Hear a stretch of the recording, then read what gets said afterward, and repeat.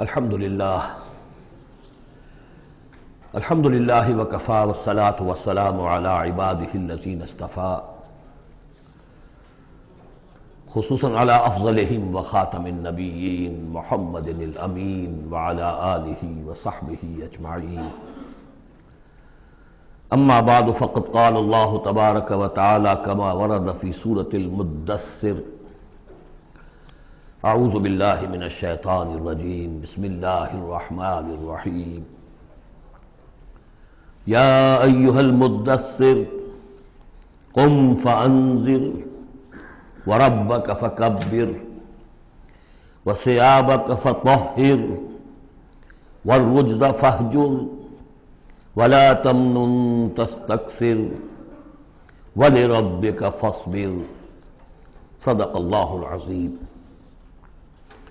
رب اشرح لی صدری ویسر لی امری واحلل عقدۃ من لسانی یفقہوا قولی اللہم ربنا الہمنا رشدنا واعذنا من شرور انفسنا اللہم ارنا الحق حقا وارزقنا اتباعہ وارنا الباطل باطلا وارزقنا اجتنابہ اللہم ربنا زدنا ایمانا وہدا وعلما نافعا وعملا صالحا متقبلا اللہم ربنا آنس وحشتنا فی قبورنا وارحمنا بالقرآن العظیم اللہم اجعلہ لنا اماما ونورا وہدا ورحمہ اللہم ذکرنا منہ ما نسینا وعلمنا منہ ما جہلنا وارزقنا تلاوتہ آناء اللیل واطراف النہار واجعلہ لنا حجتا یا رب العالمین آمین۔ سورۃ المدثر کے بارے میں ایک روایت یہ بھی ہے کہ اس کی جو پہلی 7 آیات ہیں یہ پہلی وحی ہے جو حضور پر نازل ہوئی، اور یہ ایک چونکہ صحابی کی رائے ہے لہذا اس کا ذکر کرنا مناسب ہے، لیکن یہ کہ یہ کنسنسس جس پر ہے وہ یہی ہے کہ یہ پہلی نہیں ہے بلکہ پہلی وحی جو آپ پر آئی وہ سورہ علق کی ابتدائی 5 آیات ہیں۔ مغالطہ اس وجہ سے ہوا ہے کہ سورہ علق کہ نزول کے بعد جو اس کی آیات ہے شروع کی 5 اور اغلباً سورہ نون کی پہلی 7 آیات، پھر سورہ مزمل کی 10 آیات، ان کے نزول کے بعد پھر کچھ وقفہ رہا ہے۔ اس وقفے کے دوران جو ہے حضور پر خاصی طبیعت کے اندر بے چینی کی کیفیت طاری رہی، آپ چاہتے تھے کہ جلد از جلد یہ قرآن نازل ہو، لیکن اللہ تعالیٰ کی اپنی ایک مشیت تھی، اپنی حکمت کے تحت اس نے اس کا نظام بنایا تھا۔ اسی دوران میں اللہ تعالیٰ نے حضرت اسرافیل کو حضور کی تعلیم پر معمور کر دیا تھا، یعنی تعلیم جو ہے حضور کی وہ دنیاوی طریقے سے نہیں ہوئی کہ کسی کے سامنے زانو تلمس طے کیا ہو، الف باتا سیکھا ہو اور پھر اس کے بعد کتابیں پڑھی ہو، نہیں، اس اعتبار سے آپ امی محض تھے، دی ان لیٹرڈ ون۔ ہم یہ نہیں کہیں گے کہ آپ معاذ اللہ ثم معاذ اللہ جاہل تھے، نہیں، لیکن یہ کہ آپ نے اس طریقے سے تعلیم حاصل نہیں کی تھی جیسے کہ دنیا میں ہوتی ہے،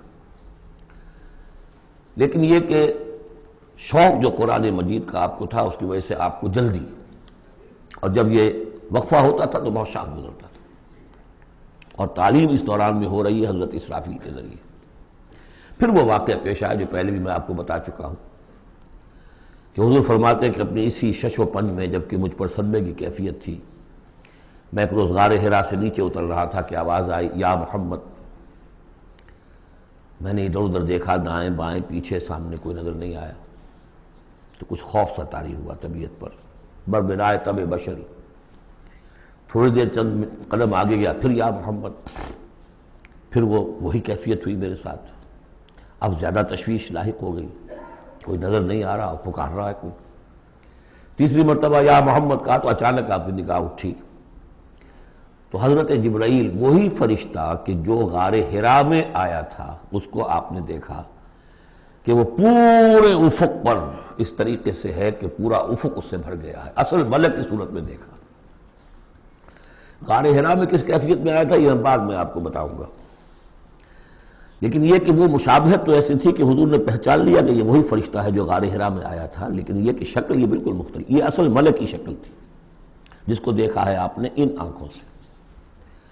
تو اس پر آپ پر دہشت طاری ہوئی ہے اور آپ گھر آئے ہیں اور آپ پر کپ کپ اسی طاری تھی جیسے پہلی وحی کے وقت ہوئی تھی کیفیت، وہی اس کے بعد بھی ہوئی ہے۔ پھر یہ سورہ مدثر کی یہ 7 آیات آپ پر نازل ہوئی ہے۔ تو اس حوالے سے یہ پہلی وحی ہے، لیکن پہلی وحی ہے پہلی فترت کے بعد، پہلا وقفہ جو ہوا وحی کے اندر اس کے بعد پہلی وحی ہے۔ اور اس سے جیسا کہ میں آپ کو بتا چکا ہوں آغاز ہوتا ہے حضور کی رسالت کا، جبکہ سورہ علق سے آغاز ہوا ہے حضور کی نبوت کا۔ آغاز نہیں کہنا چاہیے، ظہور ہوا ہے۔ نبی تو پیدائشی طور پر نبی ہوتا ہے، لیکن ظہور کا وقت ہوتا ہے جبکہ پھر وحی کا آغاز ہو۔ تو ظہور نبوت جو ہے وہ ہے سورہ علق کی آیات سے، اور یہ ہے در حقیقت کہ جس سے کہ آپ کی رسالت کا آغاز ہوا۔ اس کا جوڑا تھا سورہ مزمل، وہ ہم نے رات پڑھ لیا۔ کم سے کم یہ چیز دیکھ لیجئے کہ ان دونوں کا بھی آغاز بالکل یا ایھا المزمل یا ایھا المدثر، اے کمبل میں لپٹ کر لیٹنے والے اور اے لحاف میں یا کسی اور کپڑے میں لپٹ کر لیٹنے والے، قم، وہاں بھی قم یہاں بھی قم، اب کھڑے ہو جاؤ۔ وہاں قیام اللیل، یہاں قیام النہار کہہ لیجئے اس کو، وہ رات کا قیام تھا، یہ دن کا قیام ہے۔ اس رات کے قیام سے آپ کے اندر روحانی ترقی کو بڑھانا مقصود تھا، تاکہ جو بھاری بوجھ آپ کے کندھوں پر یہ سورہ مدثر کی آیات کے حوالے سے آنے والا ہے، اگرچہ آپ معراج انسانیت میں پہلے سے فائز تھے، وَإِنَّكَ لَعَلَىٰ خُلُقٍ عَظِيمٍ، یہ تو ہم سورہ نون میں پڑھ چکے، لیکن یہ کہ اس بوجھ کو اٹھانے کے لیے عام انسانی اخلاق سے بھی بلندتر روحانی طاقت کی ضرورت تھی، اور وہ اسی طریقے سے پیدا ہو سکتی تھی کہ یہ قرآن مجید کو آپ خوب کوٹ کوٹ کر اپنے اندر اس کو داخل کیجئے، جذب کیجئے۔ رتل القرآن ترتیلا، ہیمر اٹ ڈاؤن۔ حالانکہ کتنا قرآن اس تک نازل ہوا تھا، مطلب repeat repeat and repeat and repeat, جیسے آپ زور زور سے کسی چیز کو ہیمر کرنے کے لیے ٹھوک رہے ہیں تو اس کو ہیمر کرتے ہیں۔ تو میں تو یہی لفظ استعمال کرتا ہوں، قرآن کو hammer it down into your heart, آپ کے دل میں، آپ کے پورے وجود میں یہ سرات کر جائے، جس کو اقبال نے خوبصورتی سے کہا، چوں بجاں در رفت جاں دیگر شود، جب جان کے اندر یہ قرآن سرایت کرتا ہے۔ اب یہ جو سورہ مدثر ہے، اس میں البتہ اس کی پہلی 3 آیات بڑی اہم ہیں، اور اس کو اچھی طرح سمجھ لیجئے۔ ایک ایک آیت کو سمجھیے، یا ایھا المزمل یا ایھا المدثر، ان دونوں سے ایک بات سمجھ لیجئے کہ حضور کی زندگی کا ایک خاص دور ہے جو ان کے پس منظر میں ہے، جب آپ پر غور و فکر کا، سوچ بچار کا غلبہ ہو گیا تھا۔ آپ ایک بڑے عملی انسان تھے، میں آپ کو بتا چکا ہوں، بچپن اسرت میں گزرا ہے، پھر لڑکپن، اور پھر اور جو ہے جس کو ہم کہتے ہیں ایڈولسنس، وہ بھی سخت مشقت میں گزری ہے۔ پھر آپ نے کاروبار کیا ہے تو ایک سمجھیے کہ ملازم کی حیثیت سے یا عامل کی حیثیت سے کیا ہے، سرمایہ آپ کے پاس تو تھا نہیں، سرمایہ دوسروں کا ہوتا تھا۔ پھر ایسا ہوا ہے کہ اللہ تعالیٰ نے حضرت خدیجہ رضی اللہ تعالیٰ عنہا کا رجحان پیدا کر دیا، شادی ہو گئی، تو کم سے کم یہ کہ دنیاوی اعتبار سے، مالی اعتبار سے آپ اب اطمینان بخش صورت پیدا ہو گئی۔ پھر آپ نے کاروبار کیا، کھل کر کاروبار کیا، لیکن اچانک حضرت عائشہ صدیقہ فرماتی ہیں جب آپ کی عمر شریف 40 برس کے لگ بھگ ہوئی تو آپ کے اندر خلوت گزینی محبوب ہو گئی، حبب الیہ خلا، ملنا جلنا اب طبیعت مائل نہیں ہے۔ پہلے ہم کہہ سکتے ہیں کسی طور سے ایکسٹروورٹ انداز بھی تھا، لیکن اب اس کا وہ بیلنسنگ پارٹ آ رہا ہے انٹروورٹ کا، اب غور و فکر اندرونی۔ میرے نزدیک ایک ہی فرد نوع بشر ہے جو کلیتاً بیلنسڈ ہے انٹروورٹ اور ایکسٹروورٹس کے درمیان، اور وہ محمد الرسول اللہ ہے، ایک ہی۔ بہرحال اس پر جو دور آیا سوچ بچار کا، تو جو آپ غار حرا میں جا کر بیٹھتے تو کیا کرتے تھے؟ الفاظ حدیث میں آئے ہیں حضرت عائشہ سے جو ملقول ہے، کانا یتحنس فی، وہاں کچھ عبادت کرتے تھے۔ اب عبادت کیا کرتے تھے؟ تو شارحین حدیث کا اس پر اتفاق ہے کہ کانا تحنس ہی تعبد ہی فی غار حرا التفکر والاعتبار، غور و فکر، سوچ بچار، یہ کیا ہے، معاشرے کی حالت کیا ہے، اخلاقی زوال کی انتہا ہے، اس پر غور و فکر کہ اسی عرصے میں پھر وحی آئی. اس پر ایک اور اس غور و فکر پر ایک تشویش، ایک بوجھ، ایک ذمہ داری کا احساس. یہ دو چیزیں جب مل گئیں تو اب آپ کی طبیعت میں جب کسی شخص کے اوپر اس طرح سے تفکر کا غلبہ ہو جائے، متفکر ہو جائے وہ، اور وہ پھر کہیں کمبل لیا لیٹ گئے، کہیں اور اسی طریقے سے، تو یہ جو سوچ بچار کا دور تھا اس کی گویا کہ تعبیر کی گئی یا ایھا المزمل قوم، اب کھڑے ہو جاؤ. یہ سوچ بچار کا دور اب ختم ہو جانا چاہیے. اب آپ کی عملی زندگی کا آغاز ہے. یا ایھا المدثر قم، وہ قیام اللیل، یہ قیام النہار. قیام النہار میں جو آپ کے ذمہ رسالت کی ذمہ داری ہے وہ کیا ہے؟ قم فانذر، خبردار کرو. اس پر ہم بہت غور کر چکے ہیں کہ نبی کی دعوت کے لیے سب سے اہم اصطلاح یہی ہے، انذار. سورہ انعام سے شروع ہو گیا تھا، قل اوحی الی ھذا القرآن لانذرکم بہ ومن بلغ، کہہ دیجئے یہ قرآن مجھ پر وحی کیا گیا ہے تاکہ میں اس کے ذریعے سے تمہیں خبردار کروں. تو خبردار کرنا کہ یہ نہ سمجھو کہ بس یہ جیسے حیوانات ہیں یہاں پیدا ہوئے، چرا چگا، ختم ہو گئے، نسیاں منسیاں ہو گئے. تم حیوان نہیں ہو، کچھ اور ہو.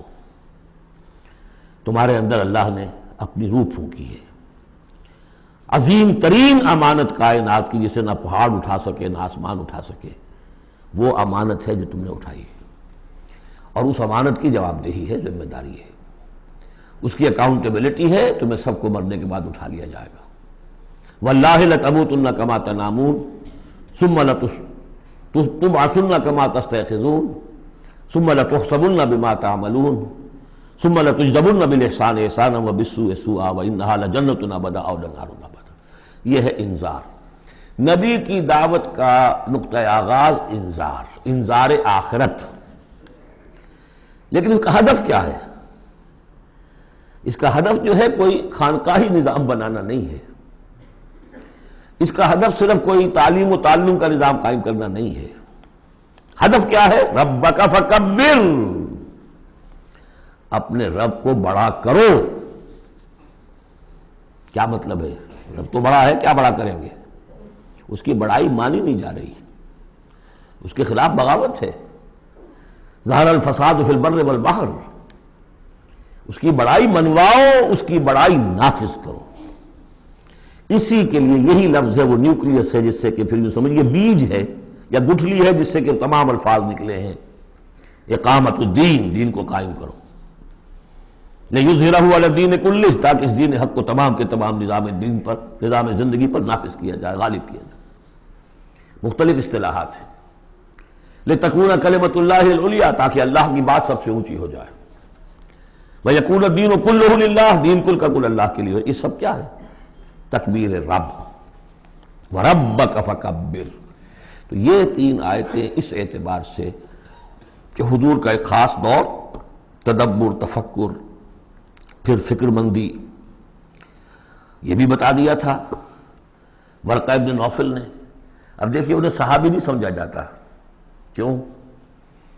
کہ ان کا انتقال فوراً ہو گیا تھا. اس کے بعد جب رسالت کا حکم آیا ہے اس وقت وہ موجود نہیں تھے. تصدیق کی ہے انہوں نے، نبوت کی تصدیق کی ہے. ان کا یہ وہی ناموس ہے. جب حضرت خدیجہ لے کر گئی حضرت ورقہ کے پاس کہ عمزاد میرے چچا کے بیٹے، ذرا دیکھیے یہ آپ کے بھائی کو کیا ہوا ہے، کیا تجربہ انہیں پیش آیا ہے. وہ کہا کیا تم نے دیکھا؟ آپ نے بیان کیا کہ ہاں یہ وہی ناموس ہے جو موسیٰ پر اور عیسیٰ پر نازل ہوا تھا، اور کاش کہ میں اس وقت تک زندہ رہوں جب تمہاری قوم تمہیں اس شہر سے نکال دے گی. تو اتنے پریشان ہوئے حضور، حیران ہوئے.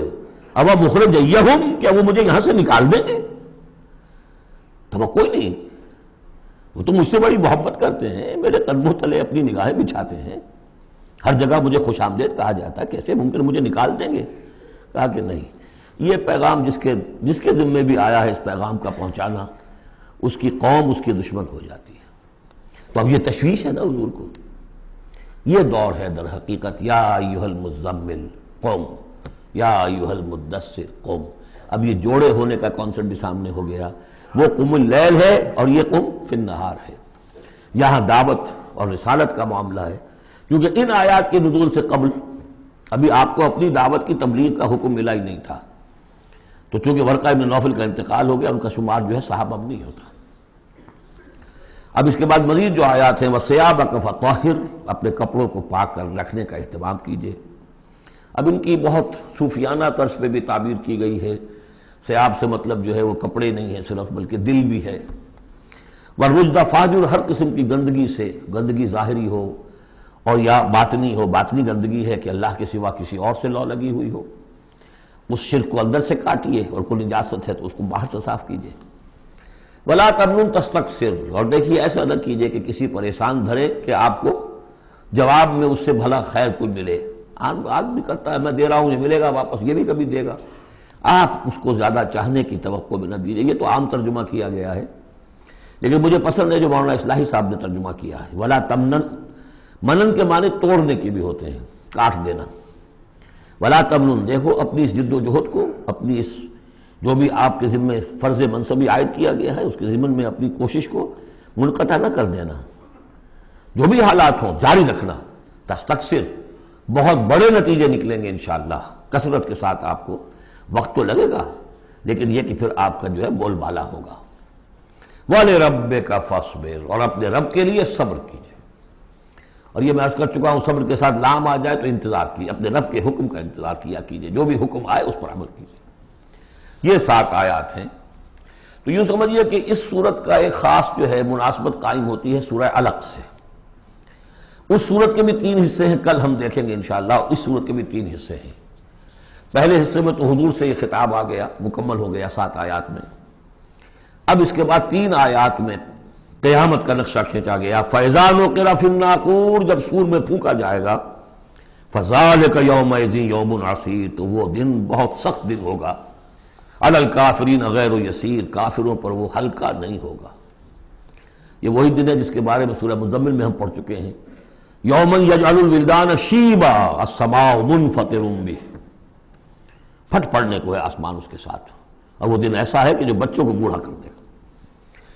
اور تیسرا حصہ وہی ذرنی، جیسا کہ سورہ مزمل میں بھی ہم دیکھ چکے، سورہ نور میں بھی دیکھ چکے۔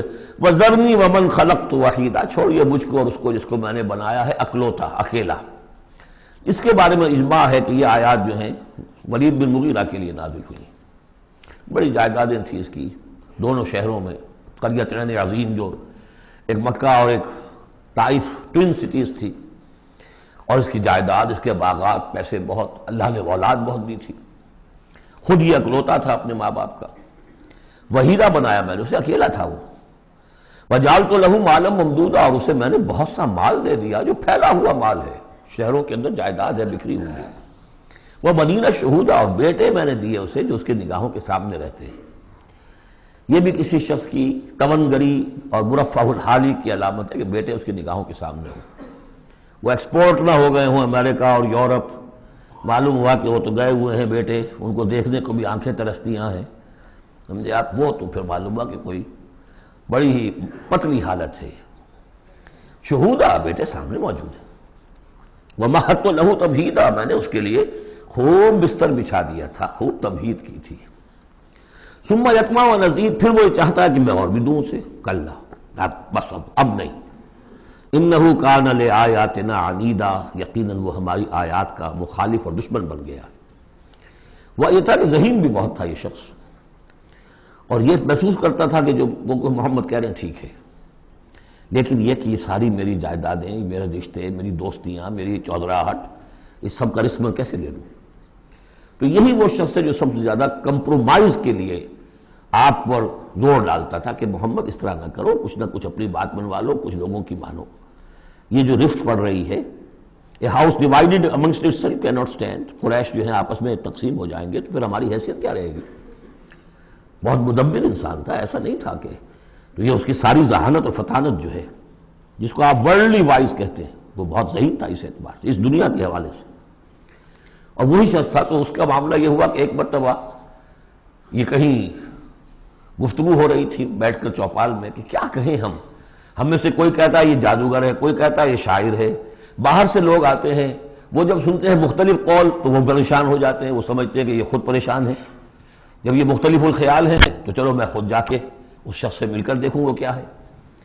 تو اس سے بہتر یہ کہ ہم ایک بات کہیں، تو اب یہ کیا کہیں، اس پر مسئلہ پیدا ہو گیا۔ تو اب یہ کہ یہ گیا تھا حضور کے پاس بات کرنے، اور وہاں انہیں کچھ اندیشہ ہوا کہ یہ تو کچھ اثر ہو گیا، معلوم ہوتا بدل گیا۔ یہ واپس آیا ہے، پوچھا کہ کیا خیال ہے، کیا ہم اسے کہیں کہ شاعر ہے؟ کہ نہیں، میں شاعروں سے مجھ سے خوب واقف ہوں، جو محمد کلام پیش کر رہے ہیں وہ شعر نہیں ہے، شاعر نہیں، کچھ اور چیز۔ اچھا ہم کاہن کہہ دیں انہیں؟ کہ نہیں نہیں، میری کاہنوں سے تعلقات ہیں، دوستیاں ہیں، میں جانتا ہوں کاہنوں کا کردار کیسا ہوتا ہے، کاہن کے قول کیسا ہوتا ہے، وہ ذو معنیین بات کرتے ہیں، ادھر بھی لگ جائے ادھر بھی لگ جائے، یہ کرتا ہے دو ٹوک بات۔ تو پھر کیا کہیں؟ ان کو یہ سمجھ میں آیا کہ یہ تو گیا، اس پر تو جادو چل گیا محمد کا۔ لیکن اس نے جب تیور دیکھے تو کہا، یہ کہا جا سکتا ہے کہ یہ جادو ہے جو منقول ہے، پیچھے سے چلا آ رہا ہے۔ اب یہ جو اس کی گفتگو میں جو اس کی رد و قدا ہوئی ہوگی، ضمیر نے ملامت کی، کچھ نے ضمیر کو دبایا، کچھ اپنی مصلحتوں کو سامنے رکھ کر جو بات، اس کا ایک نقشہ کھینچا گیا ہے یہاں، فصاحت و بلاغت کی انتہا ہے۔ سأرهقه صعودا، میں اسے چڑھائی چڑھواؤں گا، وہ عذاب جو ہم پہلے پڑھ چکے ہیں، یسلکہ عذابا صعدا، وہ عذاب کہ جو جس کی سختی اور شدت بڑھتی چلی جائے۔ انہ فکر وقدر، اس نے غور کیا، کچھ اندازہ کیا کہ حق کو ماننے کا کیا نتیجہ نکلتا ہے، نہ ماننے کا کیا نتیجہ نکلتا ہے، وہ بیلنس بنا رہا ہے اپنے ذہن میں۔ انہ فکر وقدر فقتل کیف قدر، تو ہلاک ہو جائے، کیسا غلط اس نے اندازہ ٹھہرایا۔ ثم قتل کیف قدر، پھر ہلاک ہو جائے، کیسا غلط اندازہ ٹھہرایا۔ ثم نظر، پھر اس نے ذرا دیکھا، جیسے کہ کہہ رہا غور و فکر، لوگ دیکھیں غور و فکر کر رہا ہے۔ ثم عبس وبصر، پھر ذرا وہ اپنا منہ بسورا اور ماتھے کے اوپر بھی کچھ وہ بل لے آیا۔ ثم ادبر واستکبر، اور پھر ذرا اس نے تکبر کے ساتھ اپنی پیچھے کو مڑا۔ فقال ان ھذا الا سحر یؤثر، اس نے کہا نہیں بس ٹھیک ہے، یہ جادو ہے جو چلا آ رہا ہے، محمد کا کلام جو ہے جادو ہے، جادو اثر تو ہے۔ ان ھذا الا قول البشر، لیکن ہے بہرحال یہ انسانی کلام، یہ جو محمد کا دعویٰ ہے کہ یہ اللہ کا کلام ہے، یہ نہیں۔ سأصلیہ سقر، اب اس پر جو اللہ کا غضب بھڑک رہا ہے، ان قریب میں اس کو ڈالوں گا آگ میں۔ وما ادراک ما سقر، اور تمہیں کیا معلوم کہ وہ سقر کیا ہے۔ لا تبقی ولا تذر، نہ باقی رہنے دے گی نہ چھوڑے گی، موت بھی نہیں آئے گی۔ لواحۃ للبشر، انسان کی کھال کو جھلس ڈالے گی۔ علیہا 19، اور اس پر 19 ہیں داروغہ، سرہنگ 19۔ یہاں تک تو یہ یوں سمجھیے کہ اسی آہنگ میں بات چلی آ رہی ہے، وہی چھوٹی چھوٹی آیتیں، وہی انداز، وہی فلو۔ آگے بڑی طویل آیت آ گئی ہے، یہ بالکل سورہ مزمل کی طرح ہے۔ وہاں جو طویل پھر آیت آئی ہے جس پر کہ ایک پورا رکوع مشتمل ہے، وہ بعد میں نازل ہوئی ہے۔ تو یہ آیت بھی بعد میں نازل ہوئی ہے۔ لوگوں نے کہا بھائی 19 کیا، کچھ تماشا بنا لیا لوگوں نے، اچھا بھائی 19 یہ فرشتے صرف وہاں، تو کوئی ڈر کی بات نہیں ہے۔ کسی نے کہا 10 کو تو میں نبٹ لوں گا، باقی کا تم بندوبست کر لینا، 19 ہی ہے نا، تو ایسی کون سی بڑی تعداد ہے۔ تو یہ جو استہزاء کا موضوع بنایا، اس پر یہ آیت اتری۔ وما جعلنا اصحاب النار الا ملائکہ، اور یہ جہنم کے جو داروغہ ہیں ہم نے وہ فرشتوں کو بنایا ہے، وہ انسان نہیں ہے جو تم یہ ایک ایک آدمی 10 کو سنبھال لے گا۔ وما جعلنا عدتهم الا فتنة للذین کفروا، یہ تعداد جو ہم نے تمہیں بتا دی ہے ان کی، وہ صرف اس لیے کہ کافروں کے لیے ایک جانچ ہو جائے، پرکھ ہو جائے۔ لیستیقن الذین اوتوا الکتاب، تاکہ اوتوا الکتاب جنہیں کتاب دی گئی تھی انہیں یقین آ جائے۔ تو یہ روایت ترمذی ہے، ترمذی کی شریف میں روایت موجود ہے کہ یہ در حقیقت 19 کا عدد تورات میں موجود تھا، لہذا اہل کتاب کے لیے تو گویا کہ ان کے لیے ایک یقین کرنے کی بنیاد بن گئی۔ لیستیقن الذین اوتوا الکتاب ویزداد الذین آمنوا ایمانا، اہل ایمان کے تو ایمان میں اضافہ ہوگا، وہ جو بھی اللہ کی طرف سے وہی پڑھ کر سنائیں گے محمد رسول اللہ، ان کا ایمان کامل ہے، ان کے ایمان میں اضافہ ہوگا۔ ولا یرتاب الذین اوتوا الکتاب والمؤمنون، اور تاکہ نہ شک میں پڑے نہ تو وہ اہل کتاب جن کو پہلی کتاب دی گئی تھی اور نہ مسلمان۔ وَلَيَقُولَ الَّذِينَ فِي قُلُوبِهِم مَرَضٌ، اور تاکہ کہیں وہ لوگ جن کے دلوں میں روگ ہے، جو حق کو ماننا نہیں چاہتے۔ والکافرون، اور کافر جو طے کر چکے ہیں کہ ہم نے کسی صورت ماننا ہی نہیں ہے۔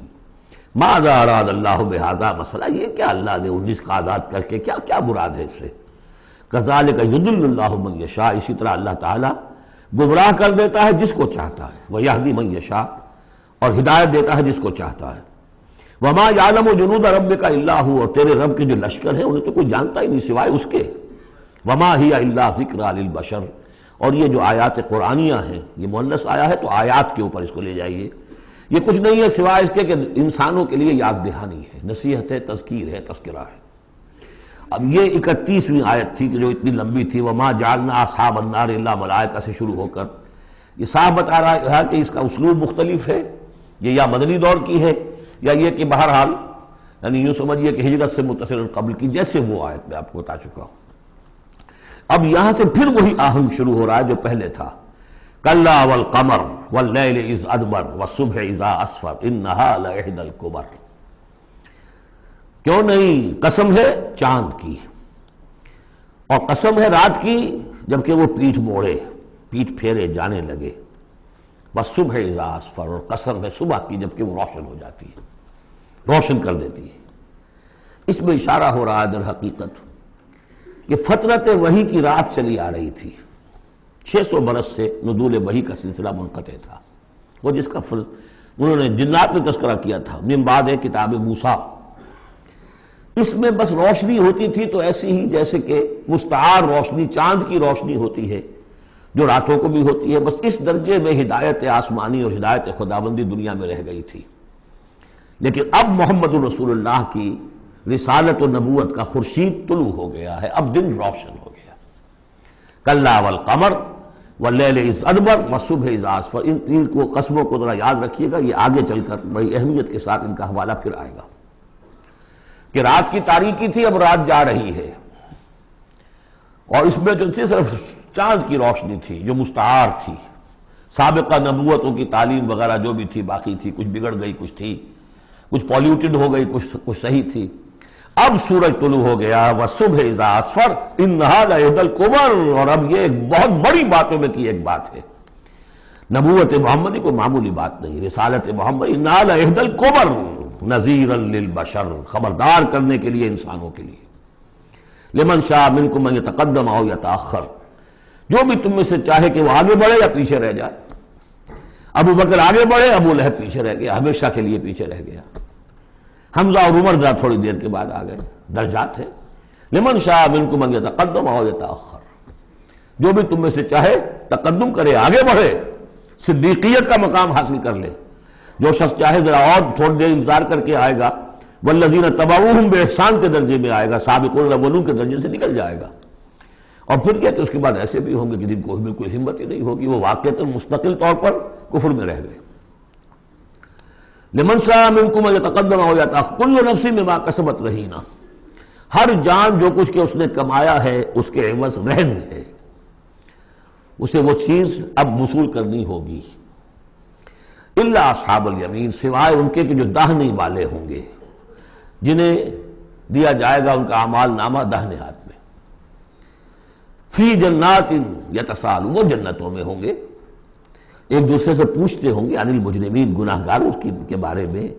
ما سلککم فی سقر، تم لوگوں کو کس چیز نے جہنم میں ڈالا، تم لوگ کیوں اس جہنم کے اندر پڑے. قالوا لم نک من المصلین، وہ کہیں گے کہ ہم نہیں تھے نماز پڑھنے والے. ولم نک نطعم المسکین، اور ہم نہیں تھے مسکین کو کھانا کھلانے والے.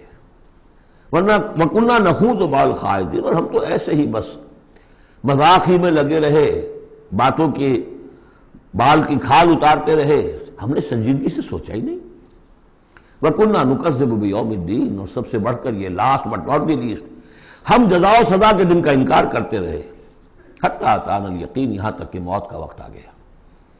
فما تنفعهم شفاعت الشافعین، تو اب ان کے لیے ہرگز نفع بخش نہیں ہوگی شفاعت کرنے والوں کی کوئی شفاعت. فما لهم عن التذکرۃ معرضین، تو کیا ہو گیا ان کو، یہ تذکرہ، یہ ذکر، یہ قرآن جو محمد پیش کر رہے ہیں صلی اللہ علیہ وسلم، اسے اعراض کیوں کر رہے ہیں. کانہم حمر مستنفرہ، حمر مستنفرہ، ایسے ہیں کہ جیسے یہ گدھے ہیں جو بلک گئے ہیں. فرت من قسورہ، شیر کو دیکھا ہو کبھی آپ نے دیکھا ہوگا ٹیلی ویژن وغیرہ پر، تو افریقہ کا نقشہ دکھایا جاتا ہے کہ ذرا شیر کی آہٹ دیکھتے ہیں اور پھر زیبرے جس طرح بھاگتے ہیں دمڑ دمڑ دمڑ کرتے ہوئے، ان کا پورا غول جو ہوتا ہے، تو وہ نشان وہ ہے اصل میں کہ یہ لوگ جو ہے اس طریقے سے کانہم حمر، زیبرے بھی گدھے ہی ہیں نا. کأنہ حمر مستنفرہ فرت من قسورہ، کسی شیر کو دیکھ کر وہ بھاگتے. بل یرید کل امرئ منہم ان یؤتی صحفا منشرہ. اب یہ ان کا استہزائیہ انداز تھا کہ محمد تم کہتے ہو کہ ہمارا حساب کتاب ہوگا، ہم میں سے ہر ایک کو کیوں نہیں دے دیے جاتے ہمارے اعمال نامے، یا یہ کہ یہاں سے مراد یہ ہے کہ جو کتاب تمہارے پاس آئی ہے تو ہمیں کیوں نہیں کتاب دے دی گئی، کھلے ہوئے صحیفوں میں ہم میں سے ہر شخص کے پاس کتاب آ جاتی. کلا بل لا یخافون الآخرہ، ہرگز نہیں، یہ جو باتیں بنا رہے ہیں یہ اس لیے کہ آخرت کا خوف نہیں ہے ان کے دل میں. جب آخرت کا خوف نہ رہے تو جو باتیں چاہو بناؤ. جیسے وہ کہتے ہیں کہ بے حیا باش و ہر چے خواہی کن، ایک دفعہ حیا کا پردہ اٹھا دو پھر جو چاہو کرو. کلا انہ تذکرہ، ہرگز نہیں، یہ تو بس ایک یاد دہانی ہے، نصیحت ہے. فمن شاء ذکرہ، جو چاہے اس سے نصیحت اخذ کر لے. وما یذکرون الا ان یشاء اللہ، اور یہ نہیں اس سے نصیحت اخذ کر سکیں گے کوئی بھی مگر یہ کہ اللہ چاہے. ہوا اہل التقوی و اہل المغفرہ، وہ ڈرنے کے لائق بھی ہے اور وہی مغفرت کا مجاز بھی ہے، جس کو چاہے وہ مغفرت کر سکتا ہے. اہل التقوی و اہل المغفرہ، یہ ہے سورہ مدثر. اب آگے چلیے، جوڑا آ رہا ہے سورۃ القیامہ اور پھر اس کا جوڑا ہے سورۃ الدہر. بسم اللہ الرحمن الرحیم. لا اقسم بهذا البلد وانت لا اقسم بیوم القیامہ ولا اقسم بالنفس اللوامہ ایحسب الانسان ان لن نجمع عظامہ. یہ سورت جو ہے بہت ہی حسین اور بہت منفرد سمجھیے کہ نمائندہ ایک سورت ہے قرآن مجید کی. اس کا جو خطاب کا انداز ہے، جو میں نے شروع میں آپ کو جو انٹروڈکٹری لیکچرز دیے تھے کہ اس کا اسلوب جو ہے وہ خطابت کا ہے. قرآن کو ہم کہہ سکتے ہیں کہ it's a collection of divine orations، اللہ تعالیٰ کے خطبات، مجموعہ خطبات الہیہ. تو مختلف مواقع پر جیسے کہ خطیب کو خطبہ دیتا ہے تو اس طریقے سے اللہ تعالیٰ نے یہ صورتیں نازل کی ہیں. حضور پڑھ کر سناتے تھے تو آپ کا انداز بھی خطیبانہ ہوتا تھا. حدیث میں آتا ہے کہ جب آپ خطبہ دیتے تھے تو آپ کی آواز بلند ہو جاتی تھی، اعلیٰ صوتہ احمرت عیناہ، آنکھیں سرخ ہو جاتی تھی. اور آپ اس طریقے سے خطبہ دیتے تھے جیسے کہ کوئی سپہ سالار اپنے فوجیوں کو للکار رہا ہے، بڑھا رہا ہے کہ لڑو اور آگے بڑھو، یہ انداز ہوتا تھا. تو اس طرح کا خطبہ اس میں آپ دیکھیں گے ابھی بات ایک طرف ہو رہی ہے، ابھی کسی اور طرف ہو گئی، کبھی کسی تحویل الخطاب، اس کے لیے بہت. پھر یہ کہ 4-6 آیتیں آئیں گی ایک خاص قسم کے آہنگ میں، خاص قسم کے قوافی تو ہم کو نہیں کہنا چاہیے، تو یہ آتے ہیں وہی انہی حروف پر صورتیں ختم ہو رہی ہیں، وہی سٹائل ہے. پھر کوئی سٹائل بدلے گا، پھر 4-6 صورتیں اس دوسرے انداز کی ہوگی، پھر 4-6 تیسرے انداز کی ہوگی. تو یہ آپ صورت جو ہے فصاحت و بلاغت میں بھی فلو بے انتہا ہے اور خطیبانہ انداز، اور اس میں تحویل الخطاب. پس منظر میں کیا ہے کہ وہ لوگ ہیں کہ جو انکار کریں کوئی قیامت نہیں ہو سکتی، کیسے ممکن ہے کہ جبکہ انسان مر چکے ہوں گے اور مٹی ہو جائیں گے پھر اٹھا دیا جائے، یہ ممکن نہیں ہے. تو اس کا جواب ہے جو دیا جا رہا ہے. لا اقسم بیوم القیامہ، لا یہاں پر ان کے خیالات کی نفی نہیں، میں قسم کھاتا ہوں قیامت کے دن کی. تمہیں شک ہے اور مجھے اتنا یقین ہے کہ میں قسم کھا رہا ہوں قیامت کے دن کی. ولا، اور پھر نہیں، اقسم بالنفس اللوامہ، میں قسم کھاتا ہوں نفس لوامہ کی. نفس لوامہ کون سا نفس انسان میں جسے ہم ضمیر کہتے ہیں، کانشنس، ملامت کرنے والا دل. مائی کانشنس از بائٹنگ می، میرا ضمیر مجھے ملامت کر رہا ہے. کوئی آپ برا کام کرتے ہیں تو ضمیر اندر سے کوئی شے ہے، تو کیوں ہے یہ؟ اگر کوئی نیکی نہیں، بدی نہیں، تو یہ اندر کی خرش کیوں ہو جاتی ہے؟ اور اگر یہ نیکی ہے اور بدی ہے تو کوئی اس کا نتیجہ نکلنا چاہیے کہ نہیں؟ یعنی پہلی آیت جو ہے وہ تو اسی طرح کی ہے جیسے سورہ تغابن میں ہم نے پڑھا تھا، قل بلا وربی لتبعثن ثم لتنبؤن بما عملتم. اس میں دلیل کوئی نہیں ہے، اذعان ہے، ایک شخص اپنے یقین کو دلیل کے طور پر پیش کر رہا ہے، اور یہ اس پر سارا دار و مدار ہے. کون شخص ہے؟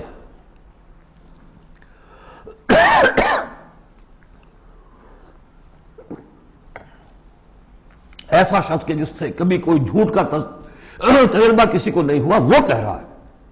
سیرت و کردار جو ہے محمد رسول اللہ کی، وہ گویا کہ دلیل کی حیثیت رکھتی ہے اس قول کے پیچھے. لا اقسم بیوم القیامہ ولا اقسم بالنفس اللوامہ، یہ تمہارے اندر موجود ہے قیامت کی دلیل، تمہارا ضمیر، تمہارا کانشنس.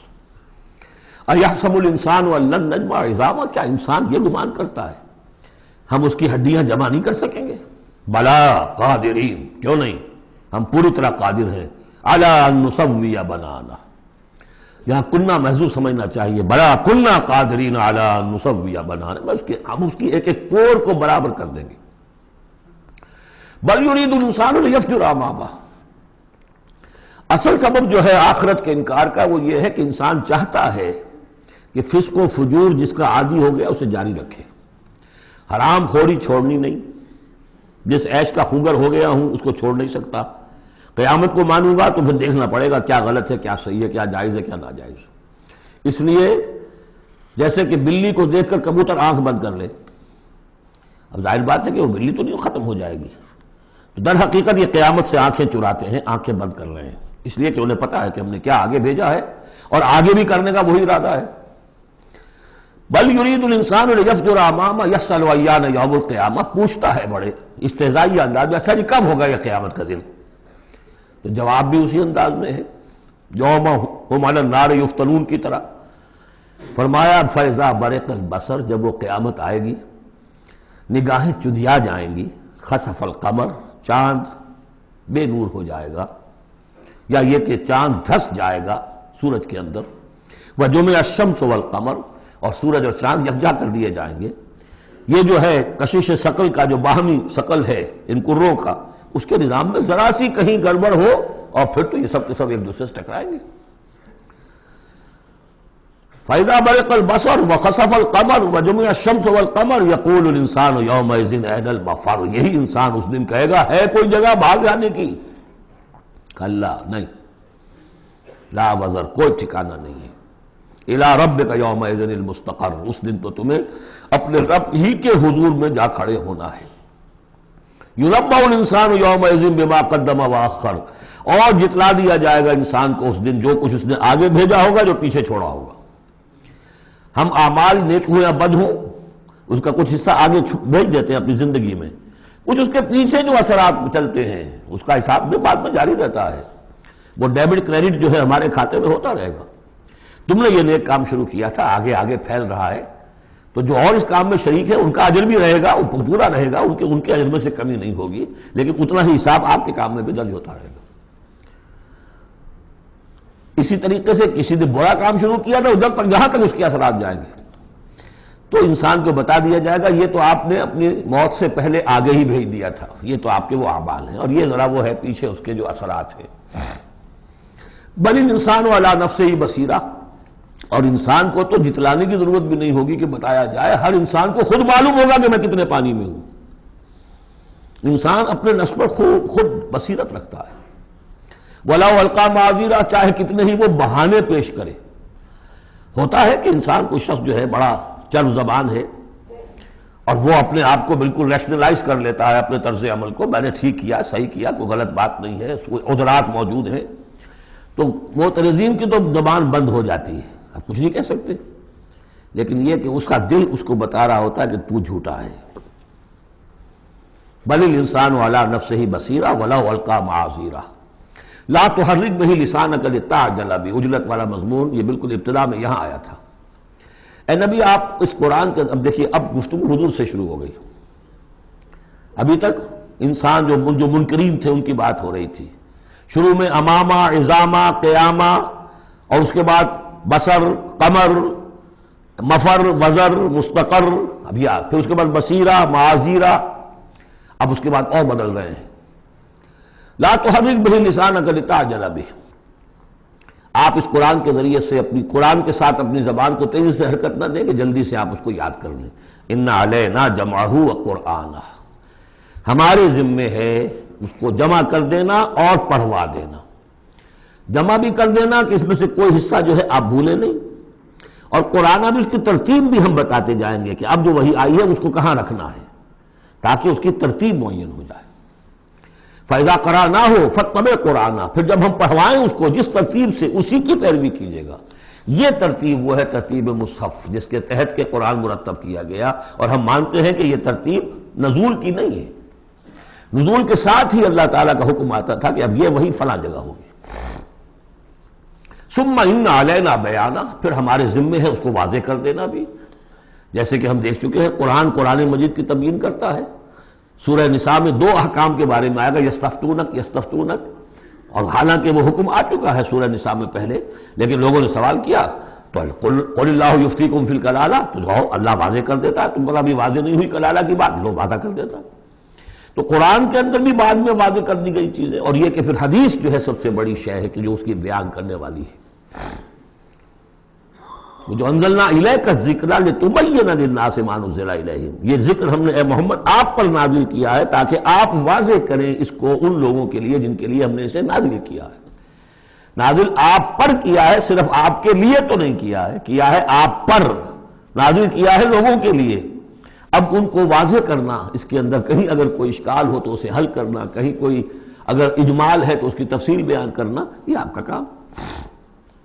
کلا بل تحبون العاجلہ، کوئی نہیں، تمہارا اصل مرض یہ ہے کہ تم عاجلہ سے محبت کرتے ہو، یہ اس دنیا کی زندگی سے محبت کرتے ہو۔ دیکھیے اب پھر خطاب شروع ہو گیا کفار سے۔ وَتَذَرُونَ الْآخِرَةَ، اور آخرت کو تم چھوڑ دیتے ہو، نظر انداز کر دیتے ہو۔ وجوہ یومئذ ناظرہ، حالانکہ بہت سے چہرے اس دن ہوں گے تر و تازہ۔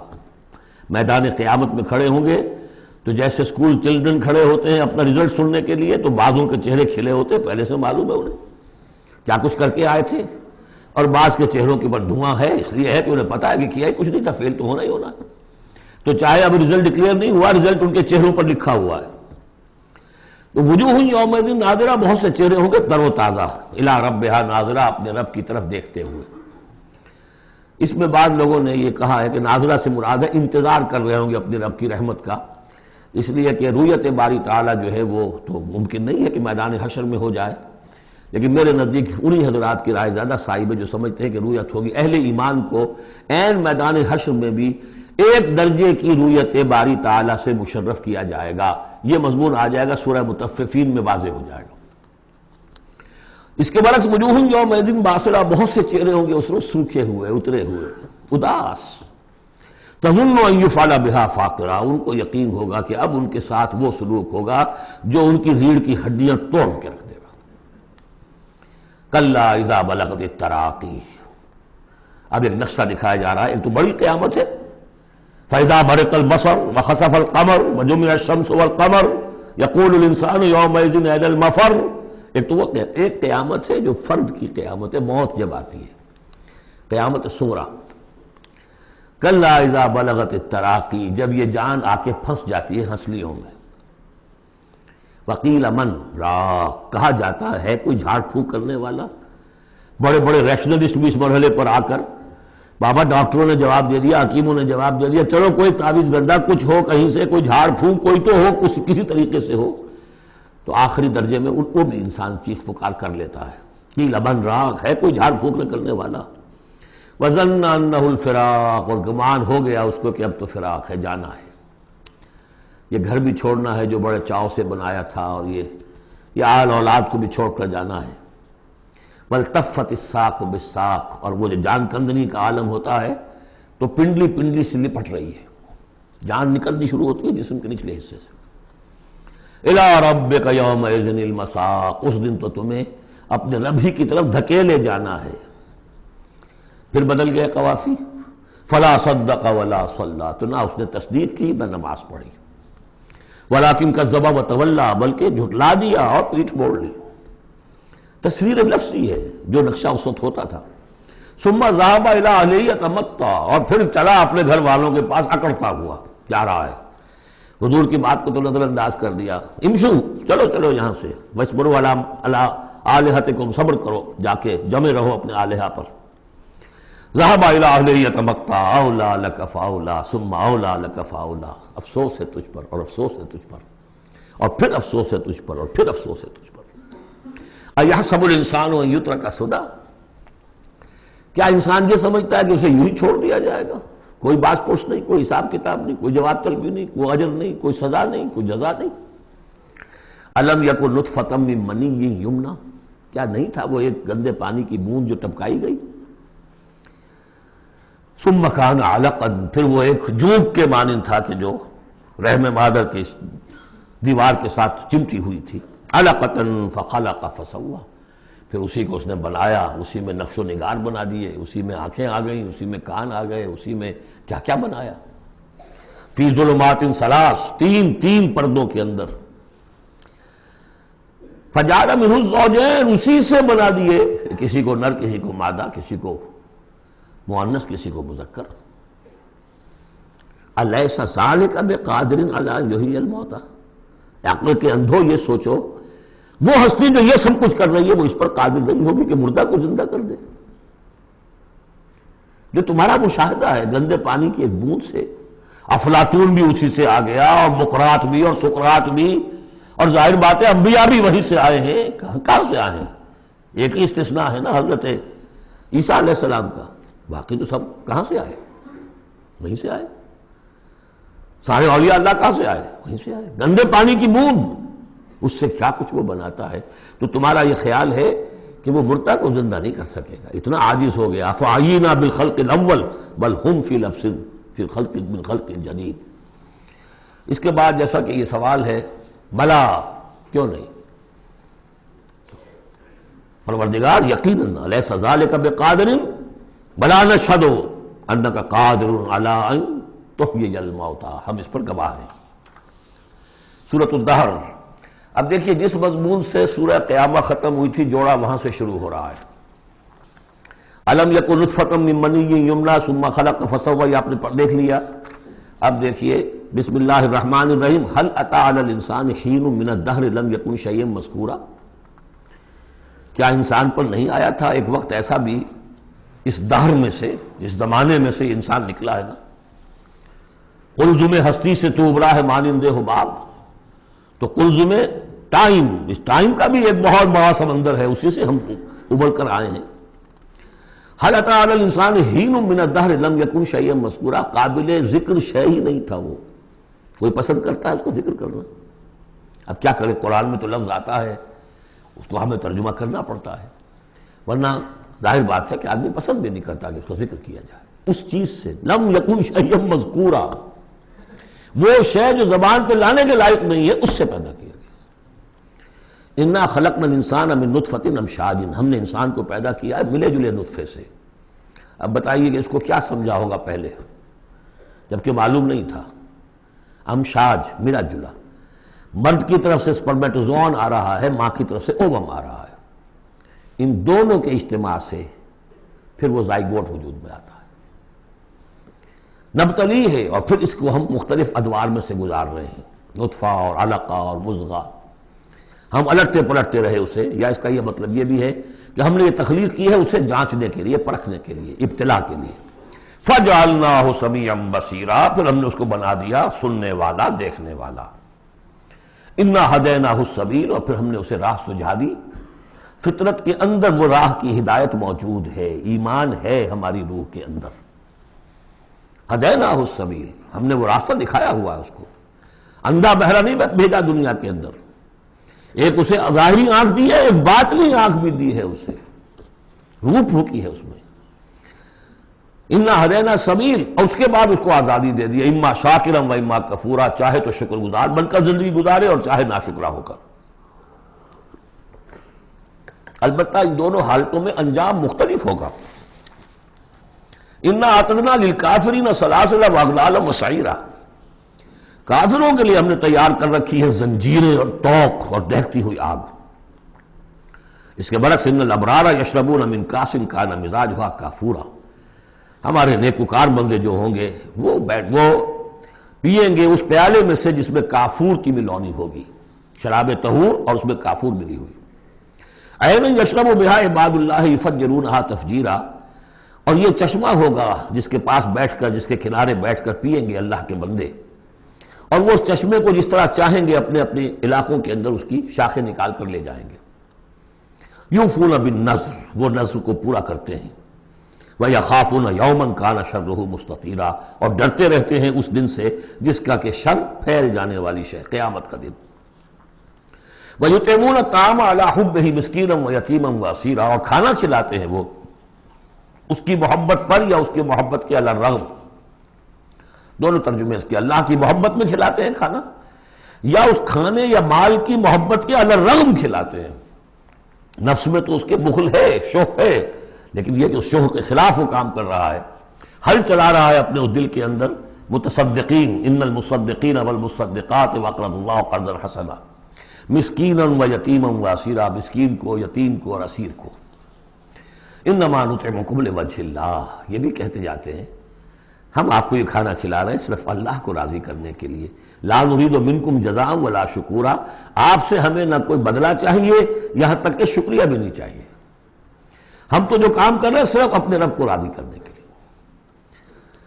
انا نخاف من ربنا یوما عبوسا قمطریرا، ہمیں ڈر ہے اپنے رب کی طرف سے ایک ایسے دن کا کہ جس کی اداسی جو ہے وہ بڑی سختی ہوگی۔ قمطریرا، عبوسا قمطریرا کہتے ہیں کسی شخص کو جس کے چہرے پہ کبھی مسکراہٹ آتی نہ ہو، منہ سے قمطریرا ہے، وہ دن ایسا ہوگا کہ اس دن کسی کے چہرے پر مسکراہٹ نظر نہیں آئے گی۔ فوقاہم اللہ شر ذلک اليوم، تو اس دن کے شر سے اللہ تعالیٰ اپنے ان بچوں کو، اپنے ان بندوں کو بچا لے گا۔ وَلَقَّاهُمْ نَضْرَةً وَسُرُورًا، اور ان کی ملاقات کرا دے گا ان کے لیے تو اب جو وہاں پر استقبال کرنے والی ہوگی تر و تازگی اور سرور اور مسرت۔ وَجَزَاهُمْ بِمَا صَبَرُوا، اور بدلہ دے گا انہیں ان کے صبر کا، جو انہوں نے صبر کیا دنیا میں، حلال پر اکتفا کی، اپنے فرائض ادا کیے، چاہے فاقے آ گئے، چاہے جان دینی پڑ گئی، تو اس کے ان صبر کے بدلے میں انہیں ملے گا جنت رہنے کے لیے، حریر ریشم پوشاک کے لیے پہننے کے لیے، متکئین فیہا علی الارائک، بیٹھے ہوئے ہوں گے اس میں تختوں کے اوپر، لا یرون فیہا شمسا ولا زمہریرا، نہیں دیکھیں گے اس میں کوئی سختی نہ دھوپ کی اور نہ ٹھر کی۔ زمہریر بہت سخت سردی جس میں کم کبھی طاری ہو جائے، دھوپ جو ہے سخت تیز گرم، یہ شکل ہوگی نہیں، معتدل موسم ہر وقت۔ بدانیۃ علیہم ظلالھا، اور اس کے جو سائے ہیں وہ ان کے اوپر پھیلے ہوئے ہوں گے، جھکے ہوئے ہوں گے۔ وذللت قطوفھا تذلیلا، اور درختوں کے جو خوشے ہوں گے پھلوں کے وہ بھی نیچے کی طرف لٹکے ہوئے ہوں گے۔ ویطاف علیہم بآنیۃ من فضۃ واکواب کانت قواریرا، اور ان پر گردش میں ہوں گے لوگ جو بھی ان کے خادم ہوں گے، وہ ایسے برتن لے کے کہ جو چاندی کے ہوں گے، اور ایسے آپ خورے یا کپ کہ جو شیشے کے بنے ہوں گے، لیکن یہ شیشہ نہیں ہوگا، قواریرا من فضۃ، چاندی ایسی ہوگی کہ جس کے تھرو آپ دیکھ سکیں وہ چاندی جو ہے ہوگی چاندی لیکن شیشے کی مانند، قواریرا من فضۃ قدروھا تقدیرا، جس کو کہ بڑے اس کے پیمانے اور ماپ بنا کر رکھے گئے ہیں، ان لوگوں نے بنا دیے۔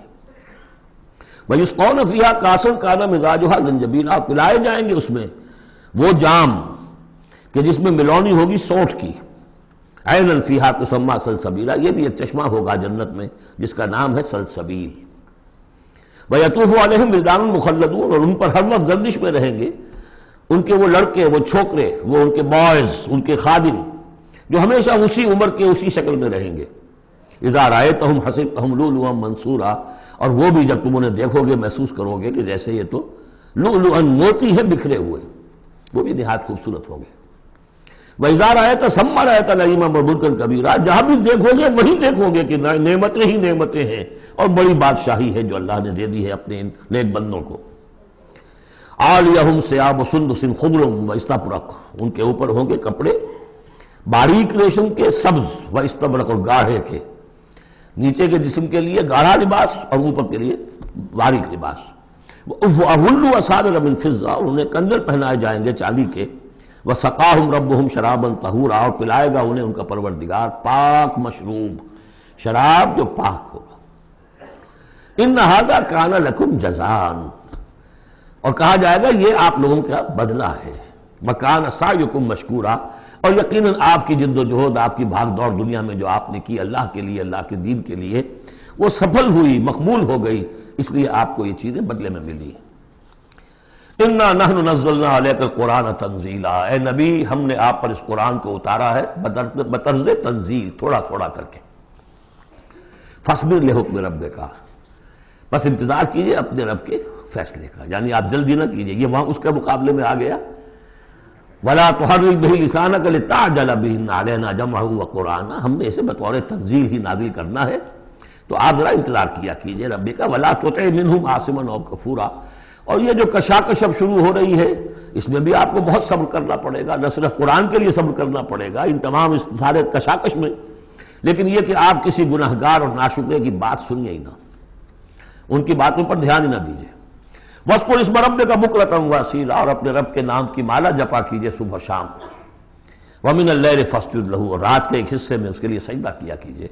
وَسَبِّحُوا لَيْلًا طَوِيلًا، اور رات کے بڑے حصے میں تسبیح کیجیے۔ یہ وہی حکم چلا رہا ہے ابھی، ابتدائی دور کا ہے چونکہ، تو ابتدائی دور میں تو یہ نمازیں 5 وقتہ نہیں تھے، سارا معاملہ رات ہی کا تھا۔